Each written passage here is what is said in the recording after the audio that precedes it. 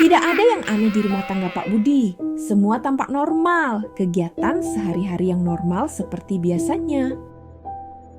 Tapi, bermula dari tiap hari bertemu, Pak Budi menjadi sangat dekat dengan Ani. Ani teman kerja Pak Budi, dengan senyum manis namun menyimpan bara api, berhasil merebut hati Pak Budi. Berbeda dengan kehidupan di rumah istri sak Pak Budi hanya berupa bayang-bayang. Namun keluarga Pak Budi berasa itu sebuah kenyataan. Namun, semua ilusi. Awalnya, teror itu halus. Suara langkah kaki di loteng saat tak ada seorang pun. Bayangan-bayangan hitam yang sering muncul. Istri Pak Budi mencoba mengabaikannya. Hingga suatu saat, anak perempuan Pak Budi, Rizka, mulai curiga. Rizka mencoba menguntit kegiatan ayahnya. Dari kantor hingga ayahnya pulang kemana. Dan benar ayahnya selama ini pulang ke rumah perempuan lain.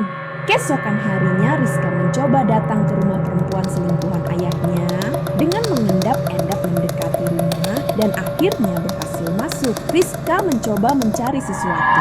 Sialan, ternyata Ani namanya. Ani tahu ternyata ada yang memasuki rumahnya. Ani murka dan masuk ke bilik pemujaannya dan mengirim beberapa hantu untuk meneror keluarga Pak Budi. Teror berlanjut. Kali ini lebih jelas dan lebih beragam terornya. Penampakan pocong dan siluman kalajengking menghampiri rumah keluarga Pak Budi.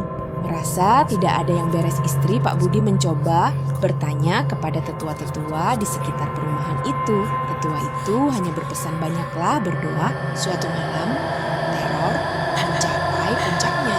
Istri Pak Budi sedang tertidur lelap ketika ia merasa ada yang mencekik lehernya.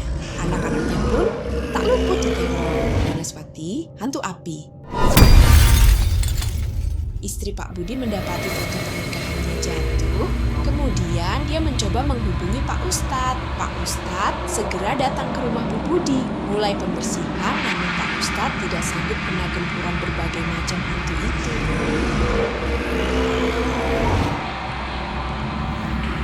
Merasa menang Ani. Simpanan Pak Budi itu merasa senang. Keesokan hari Bu Budi mencoba mencari tahu kejadian aneh semalam.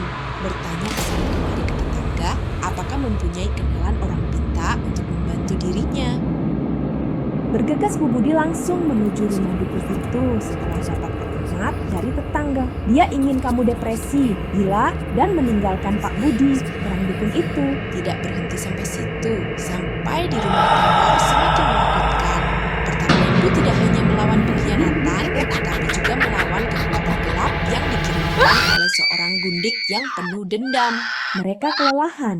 Dengan sisa keberaniannya, paginya Bu Budi bergegas menuju ke pasar membeli keperluan yang dipesan oleh dukun yang ditemuinya. Upacara berlangsung hingga dini hari. Ki Jaga terus melantunkan mantra, bergerak tanpa lelah, dan menggunakan berbagai macam ritual untuk mengusir dan menangkal hantu-hantu kiriman itu. Sesekali, ia terlihat berkomunikasi dengan sesuatu yang tak kasat mata, tangannya memberi isyarat seolah bernegosiasi atau bahkan bertarung. Di tempat yang berbeda, gundik terjaga.